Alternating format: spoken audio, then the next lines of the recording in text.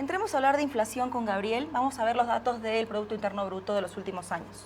Bien, vamos a ver la segunda columna, ¿no? La tasa de crecimiento del Producto Interno Bruto.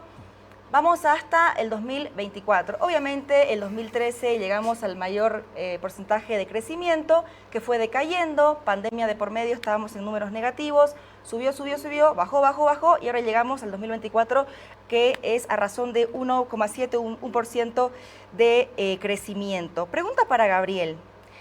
Vos decías que estamos en una crisis económica. Estamos en una crisis, pero seguimos creciendo a razón de 1%.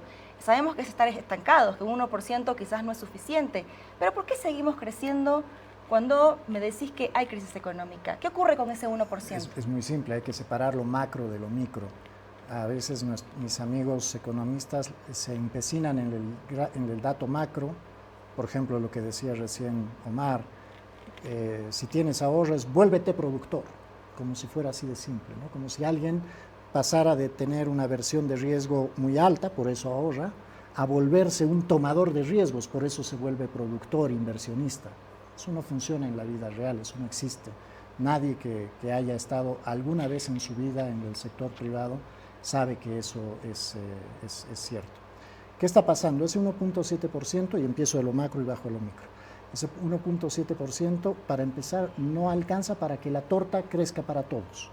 Si tú te pones a pensar, la población hoy día está creciendo a un ritmo de 1,4, 1,5%. Significa que la economía del 2024 ha crecido lo suficiente solamente para cubrir el crecimiento poblacional. O sea, si aquí habíamos 3 personas y el tamaño de la torta era así, llegó una cuarta persona, la torta creció un poquito, al final el pedazo de torta que nos toca a cada uno de nosotros es prácticamente el mismo. Tu ingreso no va a crecer. A eso hay que sumarle el hecho de que hay sectores que les va bien y hay sectores que les va mal. En 2024 hubo sectores que crecieron.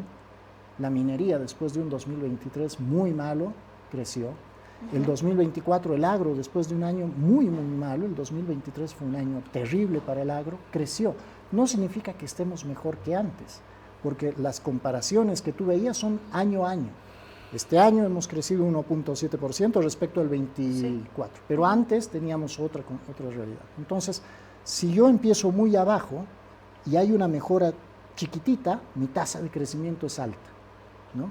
Y por lo tanto ese número encubre en alguna medida el hecho de que las economías están fregadas. Y el otro gran problema es que los sectores que generan empleo, que generan ocupación más que empleo y que mantienen la dinámica cotidiana, por ejemplo, son sectores importadores, altamente dependientes de las divisas y por lo tanto ahora están trabajando mucho más y ganando mucho menos.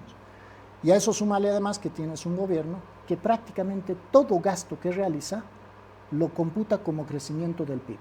Si yo hoy día agarro y fuera, imagínate, presidente o emperador de Bolivia y decido hacer una carretera, qué sé yo, al Museo de Orinoca, es una carretera que nadie va a utilizar, que no sirve para nada, pero por las reglas de contabilidad se va a computar como crecimiento. Es una inversión. Entonces, ese 1,7% de crecimiento en realidad te está reflejando el deterioro brutal de la economía, que es una economía, dicho sea de paso, que vive del consumo, no vive de la inversión.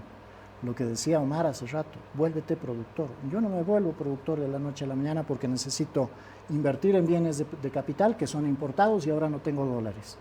Necesito terreno, que hoy día está carísimo porque, bajo las recomendaciones de Omar, todos tienen que comprar terrenos y no dólares.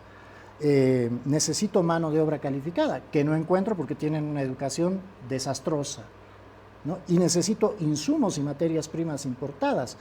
El arroz está carísimo, absolutamente sí. ¿Sabes por qué? Porque la semilla, la química, la bolsita en la que te compras el arroz, todas son importaciones. Omar y vos están de acuerdo en que las cosas han subido de precio. Omar nos decía, ha subido la carne, el arroz, el pan incluso ha subido en algunas ciudades. Te cambio la pregunta. Y ni qué decir los productos importados, por supuesto. El dólar llegó a subir incluso más de un 100%. ¿Cómo es que el dólar sube tanto, pero hay sectores que indican que la inflación no ha sido proporcional? En la interanual son 15 puntos. Así es. La interanual son 15 puntos, es decir que, ponele, los precios aumentaron alrededor de 15%, ¿no? En el último año. ¿Cómo es esto? ¿Cómo es esto de que el dólar sube, se duplica, ¿no? 160%. Ajá. Esa es la devaluación a hoy. ¿Cómo es que sube tanto el dólar, pero la inflación se mantiene? Vamos a pensar, ¿no? Lo que puede pensar la gente en su casa. ¿Tiene que ver con la resiliencia que tiene la gente para afrontar la crisis? ¿Tiene que ver con el control de precios? ¿Es inercia que no aumentan los precios? ¿Hay una adaptación de la gente a los desequilibrios? ¿Es un problema del año pasado? ¿De qué depende? No, déjame, porque es apasionante este tema. Yo trabajo con gente que produce todos los días. En parte todo lo que tú has dicho. Okay. Mucha gente se creyó el cuentito de que esto es una crisis temporal. No es temporal, ha cambiado completamente el escenario para Bolivia, por lo tanto lo que hacías en el pasado ya no sirve. Pero lo creíste. Si te das cuenta, la inflación empieza a subir fuerte a mediados del año pasado. Primero, vendiste barato. Tú compraste esa computadora a $1. Digamos que no le hiciste caso a Omar, compraste a dólares a 7.50, compraste esta computadora por $1,000, la vendiste por $1,100, pero a 7.50. ¿Sabes qué sucedió? Cuando fuiste a recomprar la computadora ya no te alcanzó. O ganaste menos. Vendiste la computadora ya no en 8.250 bolivianos, fuiste a comprar dólares y gastaste 8.000 bolivianos para comprar los $1,000. O sea, tu ganancia se achicó. En algún momento dejaste de poder comprar la computadora y saliste del mercado. Y se quedaron solo los que hacen lo que se llama en economía valor de reposición. El valor de esta computadora no tiene que ver con el precio del dólar del momento en el que compraste esa computadora. Tiene que ver con el valor del dólar cuando vendas esa computadora. Porque en ese momento tienes que reponer el stock. Mucha gente mantuvo la forma de hacer del pasado porque le creía a la gente que decía esto es temporal, no se muevan, no hagan nada, y salió del mercado. Obviamente en un mercado más pequeño, lo que decía Omar también, los que van quedando controlan el precio. Y ahora estamos tratando de recuperar la ganancia que estamos perdiendo. Eso también desmiente el hecho de la especulación. Si el dólar se ha devaluado en 160% y nosotros fuéramos especuladores natos, la inflación, por lo menos de los productos importados, debería ser por lo menos del 160%. Y no es así. ¿Por qué? Porque hoy día mucha gente entiende que el mercado está resentido, que las familias ganan menos. Dicho sea de paso, salimos de la pandemia y nunca se recuperaron los ingresos. 15% menos de lo que teníamos durante la pandemia. 15% menos. Incluso en pandemia se ganaba más que lo que se gana hoy día. ¿Y eso qué hace? Que la gente tenga miedo a subir los precios. Pero en algún momento prefieres dejar de vender a dejar de perder plata, o a seguir perdiendo plata, mejor dicho. Y ahí empiezan a subir los precios. Entonces no es un tema de especulación, es un tema de muchas cosas. Gente que no supo hacer pricing, gente que agotó sus inventarios y ahora salió del mercado, y obviamente gente que ahora está tratando de recuperar parte de lo que ha perdido. El panadero que hoy día va a subir el precio, ese señor ha trabajado mucho tiempo a pérdida. Y por eso, y te pongo el mejor ejemplo es el del taxista con el auto viejo que nunca pudo cambiarlo, que tiene 30 años su vehículo, que tú te subes al auto y te da miedo darle el portazo fuerte porque se va a caer. Ese tipo siempre trabajó por debajo de su punto de equilibrio. ¿Ganaba plata? Sí. ¿Le alcanzaba para comer? Tal vez sí. Pero sabes que nunca pudo reponer su bien de capital para volver a comprarse otro auto y trabajar. El día que ese auto se arruine, ese señor está complicadísimo. Lo que está pasando hoy día en el mercado es que estamos agotando eso. Estamos quemando el valor de nuestro capital. Analicemos la complejidad, Omar. ¿Por qué si la cosa está tan dura, tan difícil, la gente no sale a pedir la renuncia del presidente? Hay sectores que dicen que estamos en un apocalipsis, otros que te dicen que no tanto. Le preguntas al gobierno y te dicen que está todo bien, pero pareciera que ni lo uno ni lo otro. El dólar se duplicó, por no decir que excedió el duplicarse, pero no hay levantamientos que sean de vida o muerte. La inflación está, pero todavía no es tan grave. ¿En qué parte de ese medio estamos para vos? Permíteme, antes de hacer ese comentario, responder la pregunta del crecimiento y la inflación, que creo que no ha quedado claro, porque, bueno, Gabriel no ha logrado demostrar que estamos en recesión, pero en realidad la preocupación que yo veo es que estamos de camino a una recesión, probablemente hasta finales de este año, principios del próximo año, porque digamos, los indicadores son bastante factuales. Fíjate, tú lo que tienes hoy una inflación que viene viajando al 17%, y tú tienes unos ingresos nominales que se han incrementado por el ajuste salarial a más o menos 5%, 10% para algunos sectores. O sea, tú tienes caída de salarios reales. Cuando caen los salarios reales, inmediatamente afecta al consumo real. O sea, las familias dejan de comprar la misma cantidad que compraba antes. Y por supuesto pues, que el consumo es parte del PIB, Gabriel. O sea, y esto no es en Bolivia. O sea, a nivel, digamos, internacional, en la estructura de la demanda, más del 60-70% del gasto de la demanda es consumo de los hogares. O sea, por tanto, si caen los salarios reales, inmediatamente va a caer la economía, el crecimiento económico va a caer, o sea, es cifra negativa. De otro lado está la inversión, porque yo ahí coincido plenamente con Gabriel. Hoy invertir es una situación bastante compleja, pero tenemos que romper esta mentalidad de especulación, porque si no rompemos, si hoy decimos, oh bueno, porque no hay condiciones para invertir, obviamente, o sea, estamos retroalimentando y, digamos, estamos acentuando la crisis económica, porque hoy, antes quien más invertía era el Estado. Hoy la inversión pública es prácticamente la mitad de lo que era la inversión pública en la década anterior. Si el Estado no invierte, el sector privado no quiere invertir por por los miedos que tienen, como explica Gabriel. Entonces, lógicamente, esto te está diciendo de que tú estás entrando a una situación recesiva. Recesiva también por el encarecimiento de los costos de producción, y ahí entra la parte de la inflación. Porque, digamos, la inflación tiene algunos, en economía le llamamos anclas nominales, es decir, son algunos precios estratégicos, estoy poniendo en sencillo, sí. Para que ayuden a, digamos, a estabilizar toda la canasta de bienes.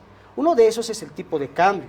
Cuando se rompe la ancla nominal del tipo de cambio, inmediatamente todos los precios que están atados al tipo de cambio se incrementan en proporción al tipo de cambio. Pero te respondo a tu pregunta, porque el incremento no es en la misma proporcionalidad. ¿Por qué? Porque tú tienes que ver la estructura de costos de una empresa. Digamos, en una empresa tú vas a tener una parte que tiene que ser bienes importados, otra parte son bienes locales, otra parte va a ser mano de obra, pago de impuestos. O sea, en la estructura de costos tú tienes un porcentaje que tienes que ponderar a el tema de la inflación. Por eso no le puedes tú cargar los 140%, 160% de devaluación que dijo Gabriel a la inflación, porque no, o sea, no es todo, o sea, en la estructura de costos no explica la totalidad, ¿no? Entonces, pero yo claramente veo, bueno, este es uno de los anclas que se ha roto. El otro tiene que ver con los combustibles, porque hoy no encuentra uno combustible en el área rural. En el área rural hoy se está vendiendo el combustible a 15 bolivianos, a 17 bolivianos, al precio del tipo de cambio paralelo. Esos bienes que se están produciendo hoy agrícolas fuera de las áreas urbanas, por supuesto van a internalizar el costo más alto, porque ya hay un levantamiento de facto de la subvención en algunos sectores productivos, y eso se internaliza en el precio. Sí. El otro tema, y no quiero extender, pero es que es muy importante aclarar. Por ejemplo, están el tema de los productos agroindustriales, porque esos productos históricamente también se han mantenido en rangos más o menos estables. Hoy no se justifica el incremento del aceite, el incremento de los derivados a los niveles que se están incrementando. Por supuesto que tiene que subir, porque en la estructura de costos, Gabriel, tú tienes bienes importados, pesticidas, vas a poner todo lo que es, digamos, la maquinaria, pero, o sea, buena parte de eso no son necesariamente importación, o sea, no tiene una incidencia por la importación de dólares. Entonces, entrando a tu pregunta concreta, bueno, hoy la población no sale a las calles por una sencilla razón, porque el auge económico que se ha generado en la década anterior, hoy se está consumiendo, la población se está desahogando, la plata que ha acumulado poco a poco está utilizando. No es verdad, como dice la teoría económica, que caen los ingresos, cae el consumo. Las familias se resisten a bajar su nivel de consumo y por tanto lo que optan es a utilizar su ahorro. Pero esto, Raquel, y termino cortito, tiene un límite y la población en algún momento va a sentir que la situación económica ya no da más y tú vas a tener a la gente en las calles, y no va a ser porque son gobiernos, o sea, porque son movimientos sociales desestabilizadores, o porque es la vieja derecha que quiere acortar el mandato, o es el levismo, no. La gente de a pie va a salir a las calles, porque esto es, por supuesto, insostenible. Pero, ¿qué es lo que yo creo? La población boliviana también es muy paciente, es muy luchadora, aguerrida, y está esperando que las próximas autoridades puedan resolver esto. Yo creo que hasta ahí va a aguantar la contención de la eclosión social. Ay, ojalá que puedan resolver, porque otra vez, si no, déjà vu. Coincido plenamente con la última parte. En realidad no tiene que ver con ahorros, porque a riesgo de caer de populista, cualquiera de los que nos vea, les pido comenten en donde nos vean, YouTube o lo que sea, comenten si tienen ahorros, si están desahorrando ahora. Yo creo que en realidad o se están endeudando o han ajustado el consumo. Ahorros poca gente tiene, pocos beneficiarios de este modelo pueden haber tenido ahorros. Pero sí coincido con el hecho de que en realidad es una decisión más política que económica. Aguantemos hoy porque ya se acaba, ya se van, ¿no? Y en el fondo estamos esperando, si no es agosto, el 8 de noviembre, que la gente que es responsable de esto se vaya y ahora empiece el proceso de solucionar este problema. Ahí hay que ser honesto, y probablemente el desafío para todos los candidatos sea plantear soluciones coherentes y creíbles. Porque el que venga a decirte, qué sé yo, que el precio de los combustibles debe seguir siendo 3.74, el gobierno sigue insistiendo con que eso es así, ya te está mintiendo. Lo dice Omar y todos lo percibimos. Hoy día, si quieres conseguir combustible a 3.74, 12 horas de cola en la calle. Si quieres combustible ahora, 15 bolivianos. Entonces, básicamente es eso, es la esperanza de que ya se va.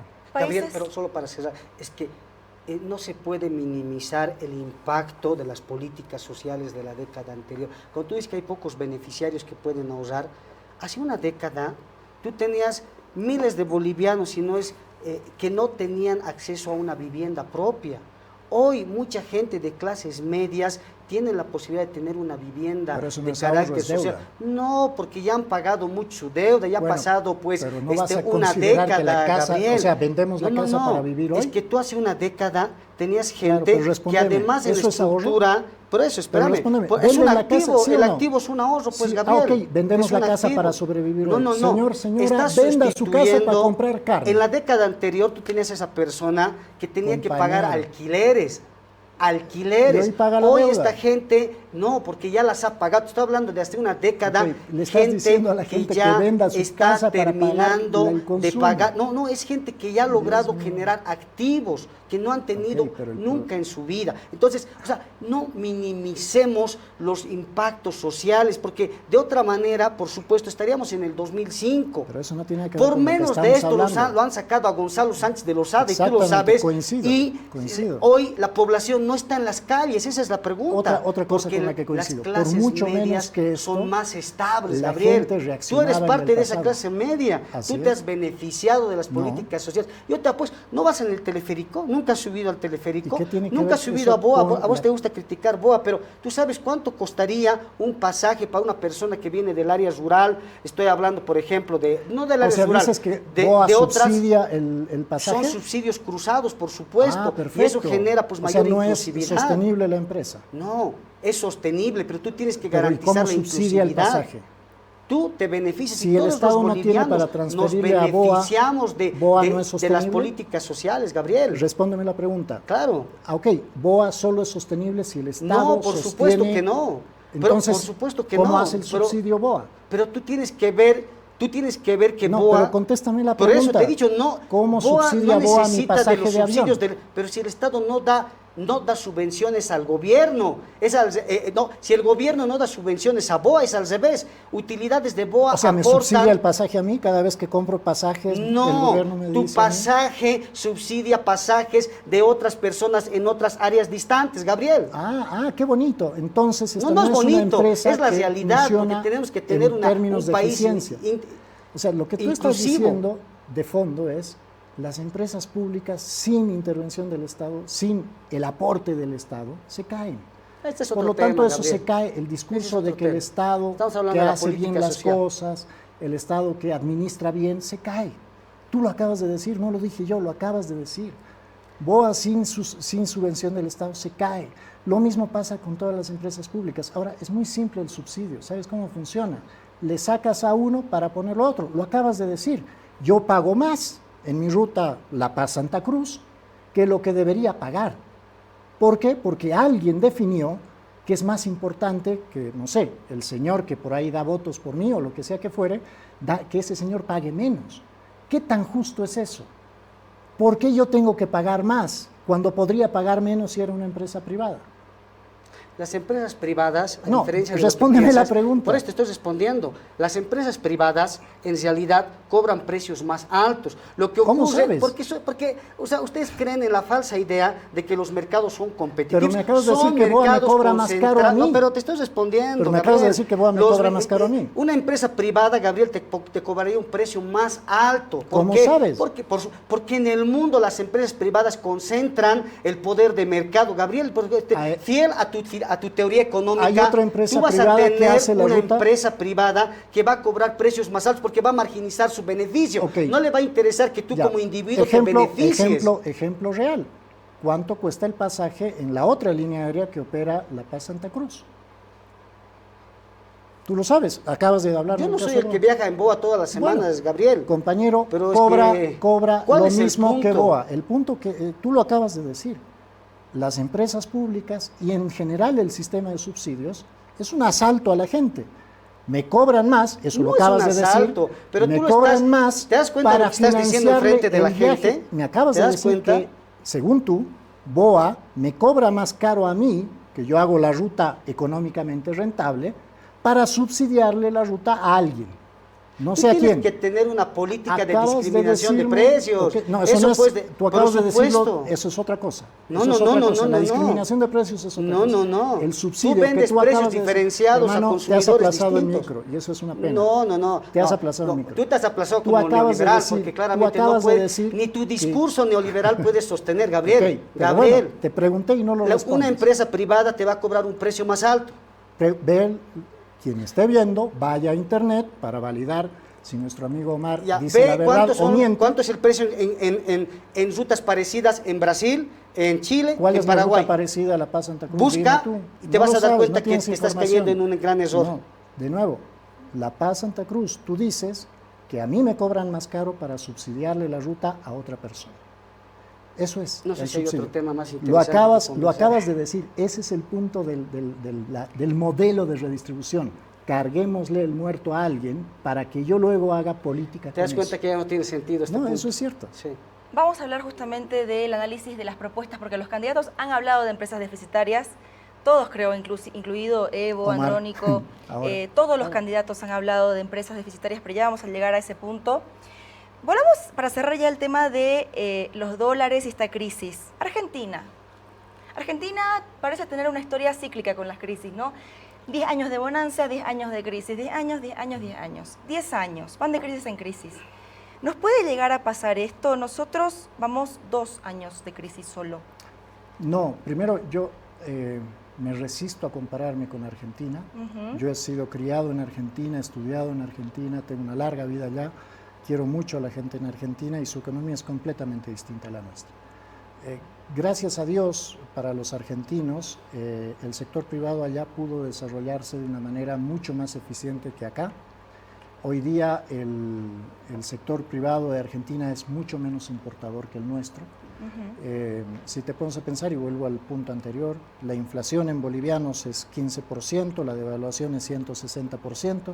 Eso significa que el producto boliviano en el exterior es mucho más barato ahora que en el pasado, con todo e inflación en Bolivia.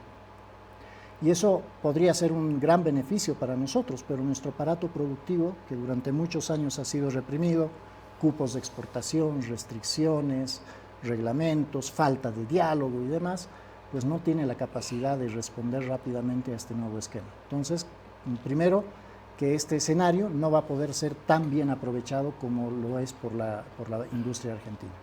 El otro elemento tiene que ver con un Estado que no ha podido subsanar los problemas de infraestructura.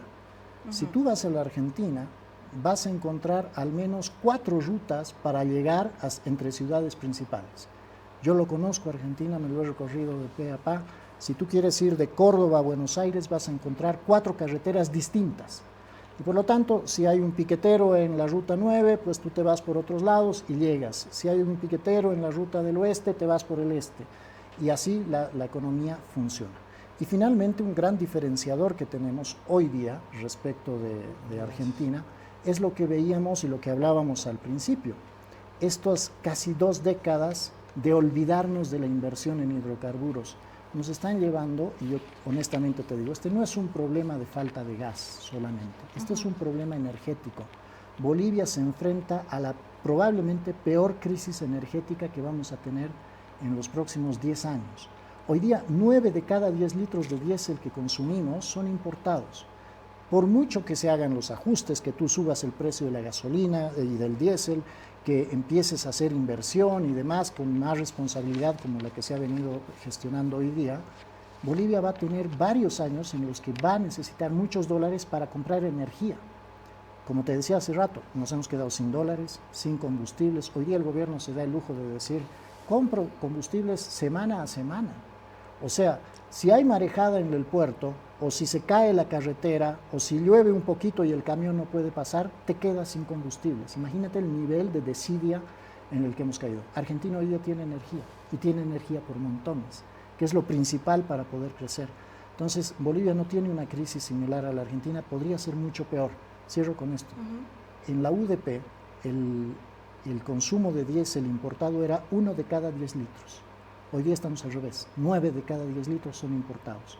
En la UDP, toda la gasolina que consumíamos era producción nacional. Hoy día, 6 de cada 10 litros que consumimos son importados. No lo digo yo, lo dice nuestro hermano presidente Lucho Arce, lo digo irónicamente, porque me da pena ver a un hombre que se suponía que era capaz de administrar una economía haber destruido un país tan rápido. Y este incremento en la demanda de combustible hace que la crisis boliviana no sea ni de chiste comparable con la crisis argentina.